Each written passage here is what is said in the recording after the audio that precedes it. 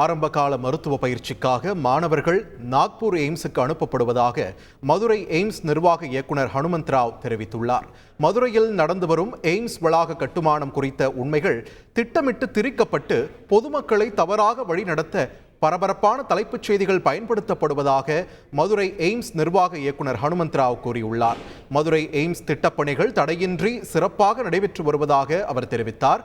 ஆரம்பகால கிளினிக்கல் மருத்துவ பயிற்சிக்காக மாணவர்கள் நாக்பூர் எய்ம்ஸுக்கு அனுப்பப்படுவதாகவும் இந்த நடைமுறை மற்ற எய்ம்ஸ்களிலும் உள்ளதாக கூறினார். இட நெருக்கடி காரணமாக ராமநாதபுரத்தில் உள்ள வாடகை விடுதியில் புதிய மாணவர்கள் தங்க வைக்கப்பட உள்ளதாகவும் தெரிவித்தார். மதுரை எய்ம்ஸ் மருத்துவமனையில் ஆசிரியர்களின் ஆட்சேர்ப்பு திட்டமிடப்பட்ட காலக்கெடுவிற்குள் முடிக்கப்படும் என்றும் அவர் தெரிவித்தார். செய்திகளை உடனுக்குடன் தெரிந்து கொள்ள உடனே சப்ஸ்கிரைப் பண்ணுங்க.